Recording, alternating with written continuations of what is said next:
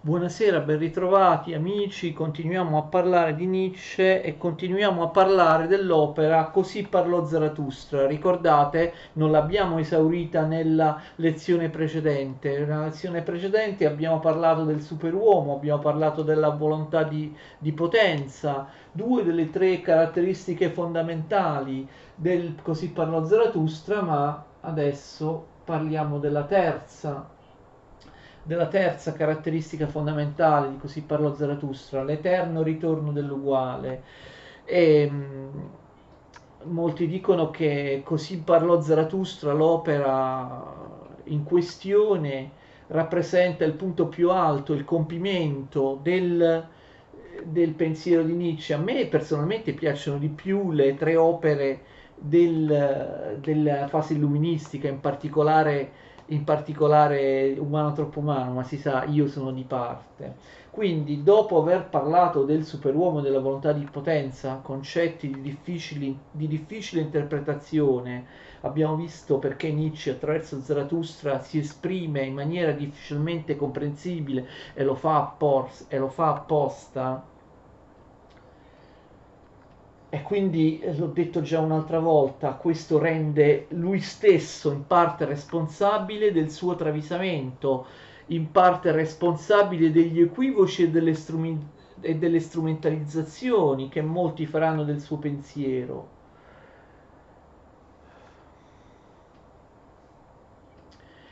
Chi non si esprime chiaramente si rende soggetto a molteplici interpretazioni e alla possibilità di essere equivocato.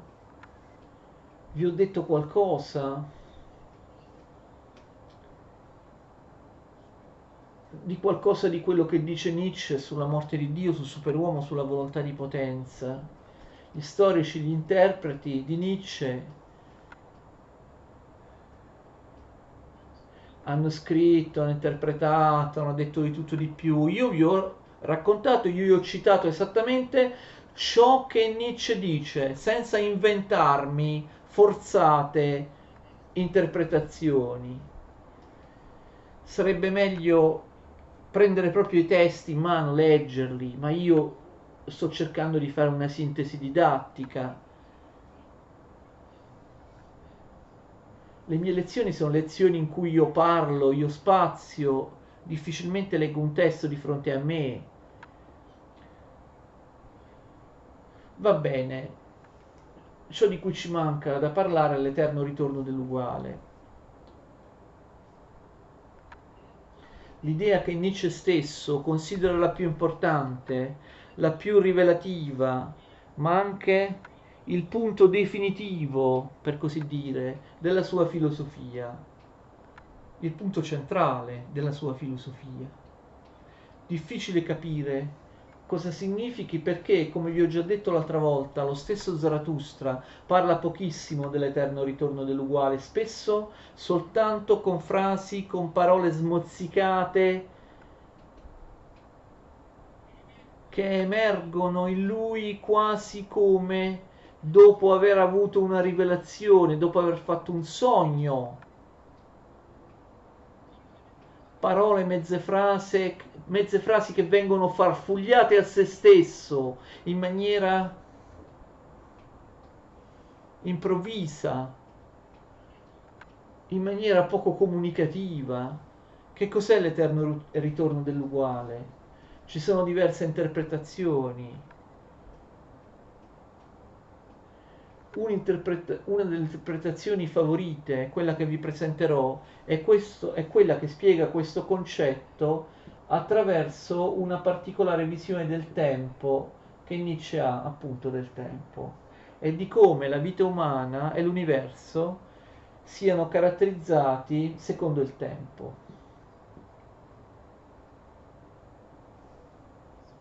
Nessuna cosa ha senso.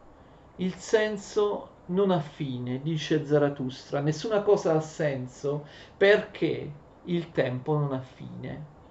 Nietzsche si oppone alla tradizionale concezione lineare del tempo, la concezione tipicamente cristiana del tempo, una concezione che diventerà dominante nella società occidentale, soprattutto in seguito alla trattazione del tempo in Sant'Agostino, nelle Confessioni di Agostino e in altre opere di Agostino, per esempio nell'ultima sua opera importante, La città di Dio. Secondo Agostino, secondo il cristianesimo, il tempo è lineare, il tempo ha un inizio e ha una fine. Al di fuori del tempo c'è l'eternità, c'è Dio. Il tempo non è sempre esistito se andiamo indietro, non esisterà sempre se andiamo avanti nella linea del tempo, nella linea cronologica. Dio ha creato e Dio produrrà la fine dei tempi. C'è un inizio, la creazione, si creano gli enti materiali e si crea anche il tempo, è descritta all'inizio della Genesi, ci sarà anche una fine, la fine del tempo, quando finirà il mondo, quando Dio metterà fine all'universo che ha creato, quando ci sarà il giudizio universale, il giudizio finale, ci sarà la fine. All'interno di questa linea, che in realtà è un segmento, ci sono movimenti caratterizzanti, A, B, momenti importanti, tipici nel tempo, decisivi, cruciali, il momento del peccato originale, il momento della redenzione, la rivelazione di Cristo, tantissimi altri eventi fondamentali, istanti fondamentali nel tempo, la rivelazione di Cristo, ma prima ancora la rivelazione a Mosè, la rivelazione ad Abramo e così via. In ogni caso, all'interno di un tempo lineare, una cosa avviene in un istante preciso e avviene una sola volta. Questo, secondo Agostino, secondo il cristianesimo, fornisce un senso al tempo. Se il tempo fosse eterno, se il tempo fosse ciclico e magari portatore di una ripetizione di istanti, di una ripetizione degli eventi, non ci sarebbe un senso, non ci sarebbe una provvidenza, non avrebbe senso neanche la vita umana, dice Agostino. Il tempo ciclico ripetitivo implicherebbe che anche le rivelazioni divine, anche la resurrezione di Cristo, non avvengano una sola volta, ma siano destinate a ripetersi infinite volte in un tempo infinito. Questo toglierebbe senso alla vita umana che è vista da Agostino e dai cristiani in maniera escatologica, cioè finalizzata alla salvezza, tendente verso un termine, una fine che è anche un fine, la salvezza dell'anima. Quindi non avrebbe senso il cristianesimo se Gesù Cristo dovesse resuscitare tante volte, infinite volte, resuscita una volta, poi resuscita di nuovo. Se noi o altre persone come noi venissero create più volte, oppure se la salvezza, la cosa centrale in Agostino, la salvezza dell'anima, avvenisse più volte, il giudizio finale deve essere davvero finale. La salvezza dell'anima deve avvenire una sola volta, perché dopo ci deve essere la vita eterna. Senza la resurrezione e la vita eterna il cristianesimo non ha senso. Secondo Agostino, una vita come può essere eterna se la storia terrena si ripete?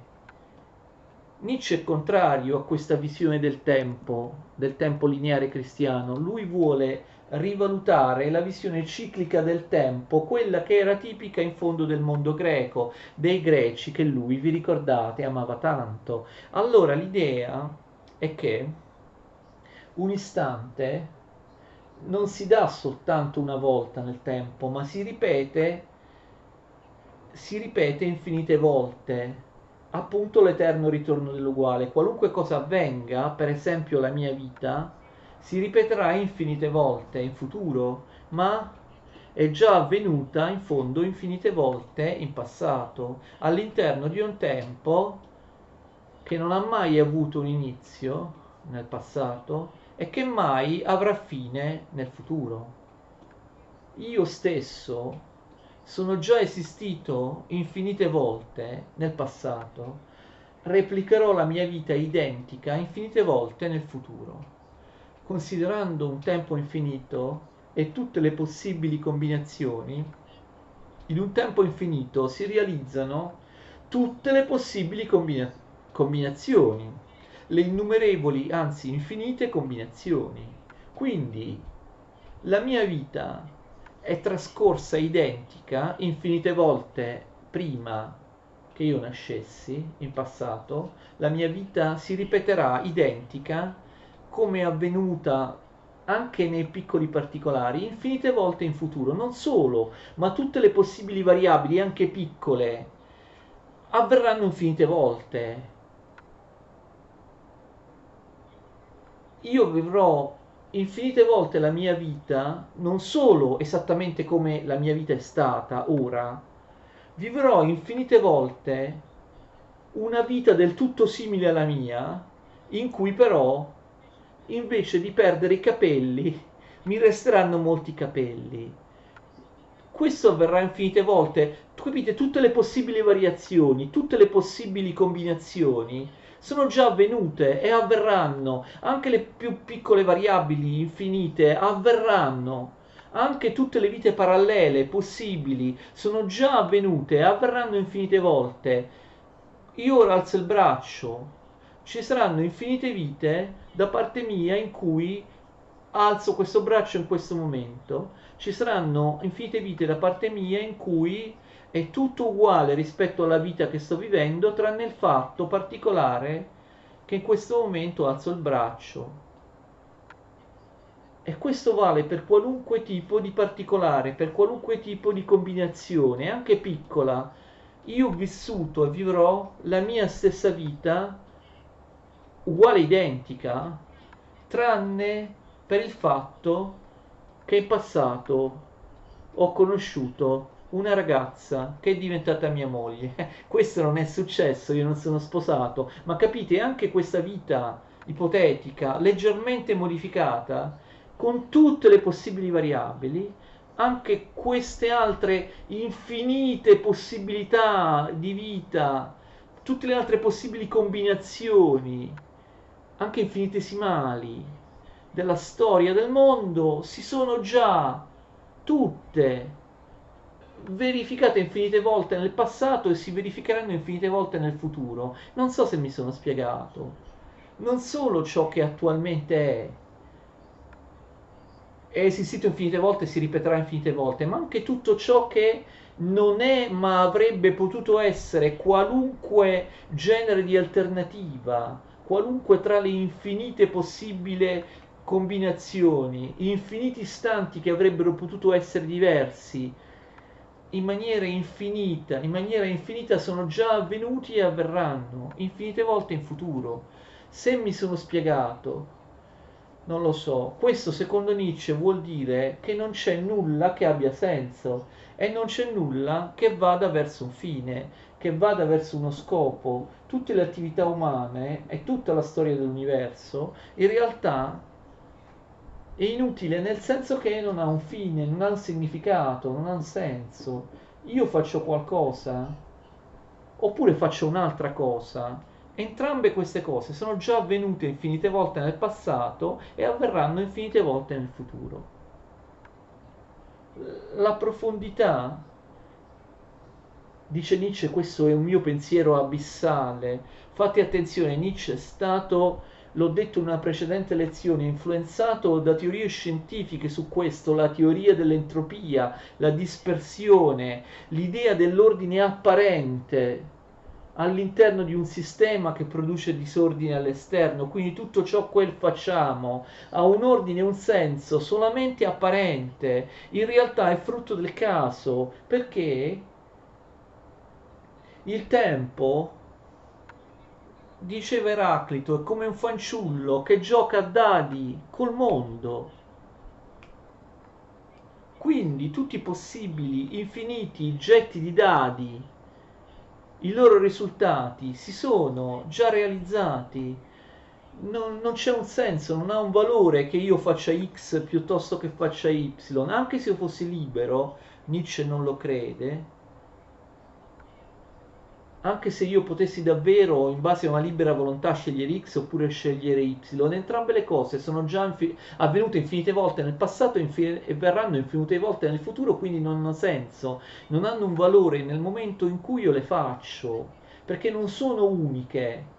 Tutto è già stato e tutto sarà, tutto ciò che faccio è una mera ripetizione o una mera anticipazione di tutte le possibili combinazioni casuali o necessarie, quindi nulla ha senso. Questo ovviamente sembrerebbe una conferma del nichilismo. Nel tempo lineare ogni cosa ha un senso perché avviene una sola volta, ogni cosa viene vista non separatamente, attenzione, l'istante B rispetto all'istante A, rispetto all'istante C che lo segue. Secondo Nietzsche, la visione lineare del tempo blocca l'avventurosa, gioiosa e gaia vita del superuomo, perché noi siamo condizionati dal passato e dal futuro. L'evento B presente è qualcosa che avevamo previsto in passato con l'evento A e rappresenta un progetto, un'anticipazione di qualcosa che dobbiamo preparare, che dobbiamo fare domani, l'evento C che dobbiamo preparare, quindi in qualche modo siamo prigionieri all'interno del tempo, siamo prigionieri. Potremmo essere liberi, secondo Nietzsche, se non avessimo uno scopo nelle cose che facciamo. Invece nel tempo lineare un istante è legato alle cose precedenti e agli istanti successivi e quindi l'uomo non riesce a cogliere l'istante. Invece, nella visione ciclica del tempo, ogni istante possiede un senso in una maniera diversa, perché ogni istante è eterno. Abbiamo il primato dell'attimo.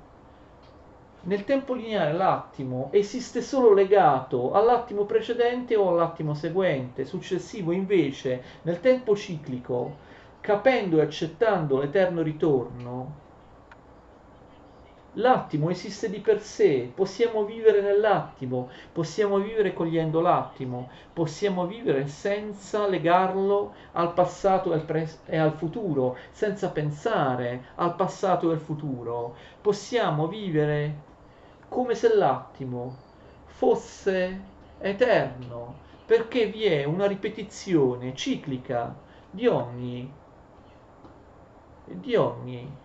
atto.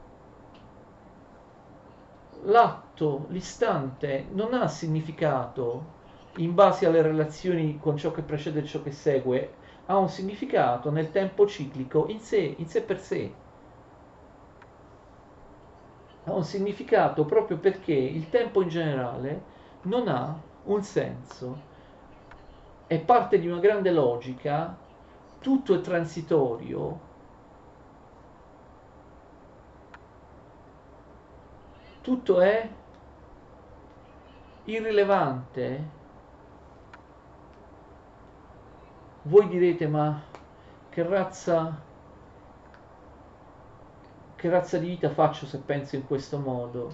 Chi può desiderare, chi può volere, chi può accettare l'eterno ritorno dell'uguale? Ovviamente soltanto il superuomo, una casta di uomini superiori non soltanto comprende, già questo è molto difficile, ciò che gli esseri inferiori non comprendono, ovvero che niente ha un senso, che niente ha un fine, niente ha uno scopo, perché tutto si ripete eternamente, in un tempo ciclico.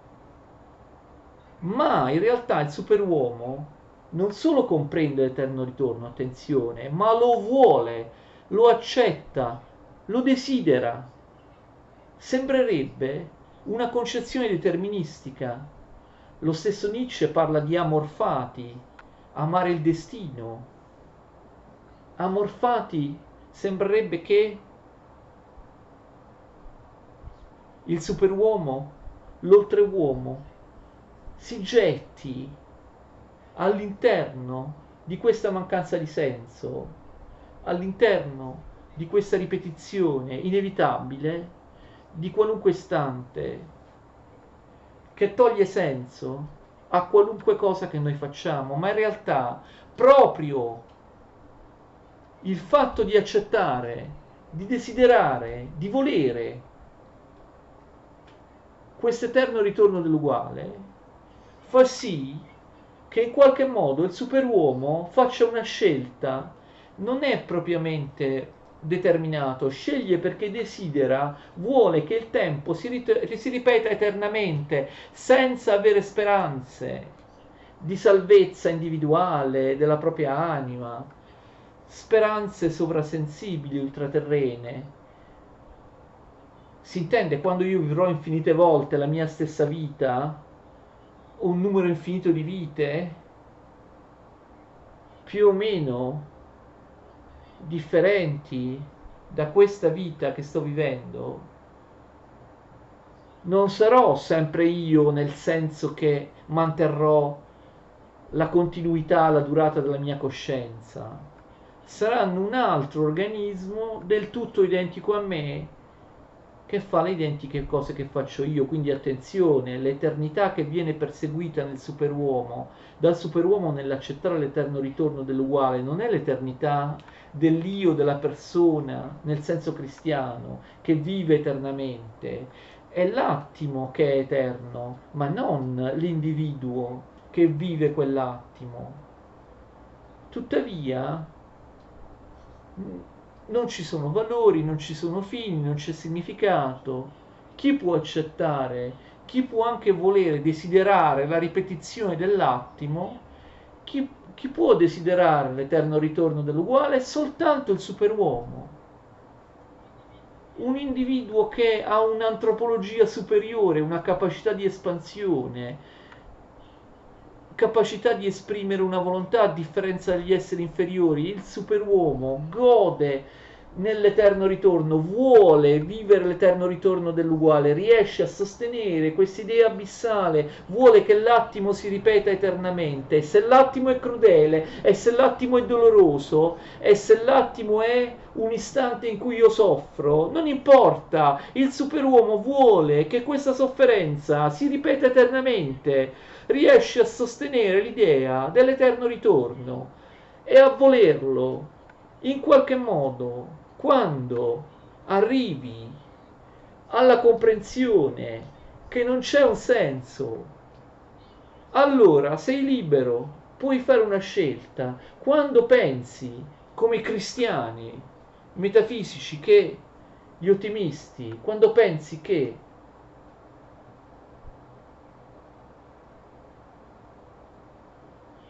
tutto avvenga in base ad una libertà, ad una a una responsabilità, al libero arbitrio, allora tu non capisci il senso.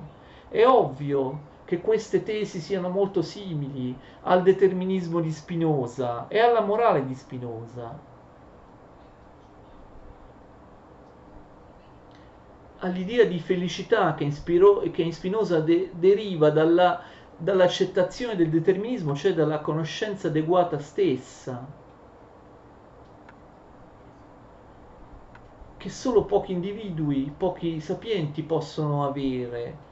Solo che Spinoza era fortemente ottimistico, intellettualistico, a differenza di Nietzsche. Tuttavia è dimostrato che vi sia stata un'influenza da parte di Spinoza molto forte nei confronti di Nietzsche.